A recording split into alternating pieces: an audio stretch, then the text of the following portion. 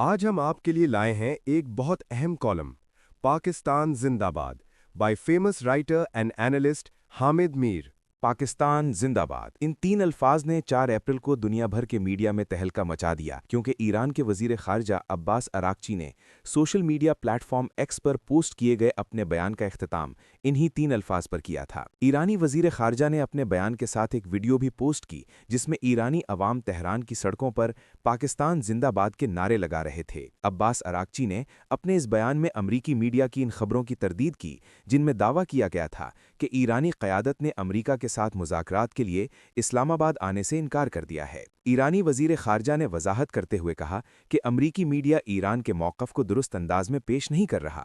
ہم قیام امن کے لیے پاکستان کی کوششوں کے شکر گزار ہیں، لیکن ہمیں مذاکرات کو نتیجہ خیر بنانے کے لیے ضمانت چاہیے۔ یہ بیان ایک ایسے وزیر خارجہ نے جاری کیا تھا جس کی کتاب کا نام ہی مذاکرات کی طاقت ہے، اور اس کتاب کا انگریزی ترجمہ بھی شائع ہو چکا ہے۔ عباس اراغچی نے مذاکرات کی طاقت سے امریکہ سے معاملات طے کرنے کی ہر ممکن کوشش کی۔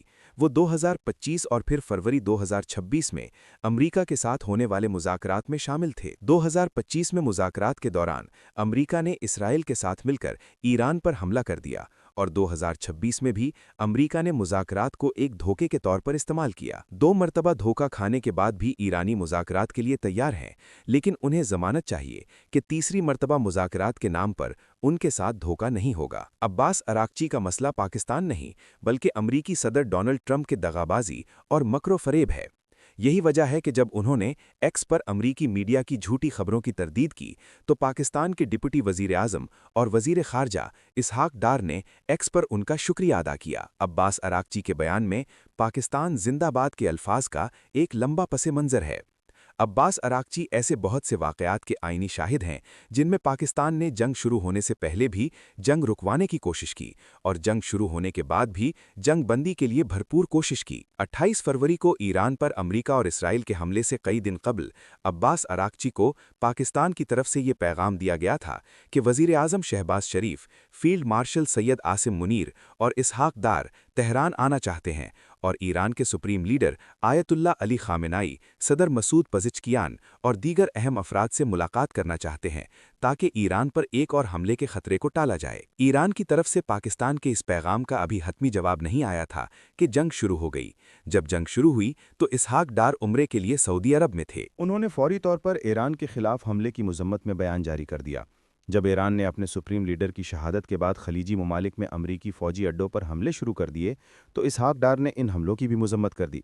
اس دوران اسحاق ڈار نے ٹیلی فون پر عباس اراغچی سے رابطہ کیا اور ایران پر حملے کی مذمت کے ساتھ ساتھ انہیں یاد دلایا کہ پاکستان اور سعودی عرب میں دفاعی تعاون کا معاہدہ ہے، اس لیے ایران پاکستان کو کسی امتحان میں نہ ڈالے۔ عباس اراغچی نے ڈار صاحب کو یقین دلایا کہ اگر سعودی عرب کی فضائی حدود سے ایران پر کوئی حملہ نہ ہوا تو ایران بھی سعودی عرب پر کوئی حملہ نہیں کرے گا۔ اسحاق ڈار نے عباس اراغچی سے پوچھا کہ کیا میں یہ پیغام سعودی حکومت کو دے دوں؟ عباس اراغچی نے اس بات میں جواب دیا۔ ڈار صاحب نے یہ پیغام سعودی وزیر خارجہ فیصل بن فرحان کو دے دیا۔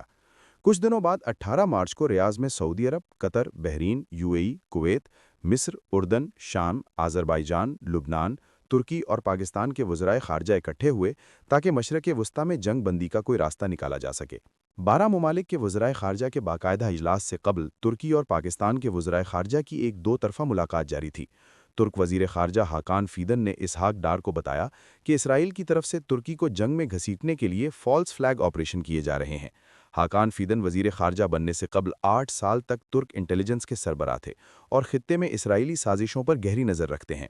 ملاقات کے دوران ان کے موبائل فون کی گھنٹی بجی تو انہوں نے اسحاق ڈار سے اجازت لے کر یہ فون سننا شروع کر دیا اور پھر فون کا سپیکر کھول دیا۔ دوسری طرف عباس اراغچی تھے۔ تینوں میں گفتگو شروع ہو گئی۔ ڈار صاحب نے عباس اراغچی کو بتایا کہ سعودی عرب پر بدستور حملے جاری ہیں اور اس وقت بھی ریاض میں سائرن بج رہے ہیں، آپ سائرن کی آوازیں سن سکتے ہیں۔ عباس اراغچی نے دونوں دوستوں کو یقین دلایا کہ ہم نتیجہ خیز مذاکرات کے لیے تیار ہیں، لیکن مذاکرات کے نام پر کسی دھوکے کے لیے تیار نہیں۔ تھوڑی دیر بعد 12 وزرائے خارجہ کا اجلاس شروع ہو گیا۔ اس اجلاس میں کچھ وزرائے خارجہ جنگ بندی کی بجائے ایران کے خلاف ایک مشترکہ مذمتی بیان جاری کرنے میں زیادہ دلچسپی لے رہے تھے۔ اسحاق ڈار نے اجلاس کے شرکاء سے گزارش کی کہ صرف ایران کی نہیں، اسرائیل کی مذمت بھی ضروری ہے، کیونکہ حملہ ایران نے نہیں بلکہ اسرائیل نے کیا ہے۔ کچھ دیر میں ایک تفصیلی بیان کا ڈرافٹ سامنے آیا تو اس میں صرف ایران کی مذمت کی گئی تھی، اسرائیل کی مذمت میں ایک لفظ نہیں تھا۔ اسحاق ڈار نے اس بیان کی تائید سے انکار کر دیا۔ ترک وزیر خارجہ اور لبنان کے وزیر خارجہ یوسف راجی نے بھی ڈار صاحب کی تائید کی، حالانکہ لبنان کی مورونائٹ مسیحی کمیونٹی کا نمائندہ راجی ایران کا سخت مخالف ہے۔ اس موقع پر ایک خلیجی ملک کے وزیر خارجہ نے کہا کہ ایران جو ہمارے ساتھ کر رہا ہے اس کے بعد تو ہم چاہتے ہیں اس کے خلاف ایٹم بم استعمال کیا جائے۔ یہ وہ موقع تھا جب پاکستان اور ترکی کے وزرائے خارجہ نے اس وزیر خارجہ سے کہا کہ جنگ کسی مسئلے کا حل نہیں۔ اسحاق ڈار نے تمام شرکاء کو مخاطب کرتے ہوئے کہا کہ ایٹم بم سے پوری ایرانی قوم کو ختم نہیں کیا جا سکتا۔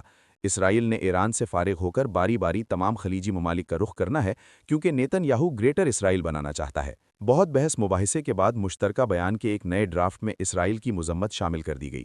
اس سلسلے میں سعودی عرب نے اسرائیل کی حمایت کرنے والے ایک خلیجی ملک کو بڑی مشکل سے راضی کیا۔ اس اجلاس کے چند دن بعد اسلام آباد میں 4 ممالک کے وزرائے خارجہ دوبارہ اکٹھے ہوئے اور جنگ بندی کے لیے مزید تجاویز پر غور ہوا۔ اس اجلاس کے بعد چین نے پاکستان سے رابطہ کیا، پھر اسحاق ڈار نے چینی وزیر خارجہ وانگ پائی کے ساتھ مل کر جنگ بندی کے لیے 5 نکاتی فارمولہ پیش کیا۔ اس فارمولے میں آبنائے ہرمز کی ناکہ بندی ختم کرنے کے علاوہ اقوام متحدہ کے چارٹر پر عمل درآمد کا مطالبہ بھی شامل تھا، جس پر ٹرمپ انتظامیہ راضی نظر نہیں آتی۔ پاکستان اور چین کے اس 5 نکاتی فارمولے کو عالمی سطح پر بھرپور پذیرائی ملی تو ٹرمپ انتظامیہ بوکھلا گئی، کیونکہ امریکی عوام کی اکثریت بھی ایران کے خلاف اس جنگ کی مخالفت کر رہی ہے۔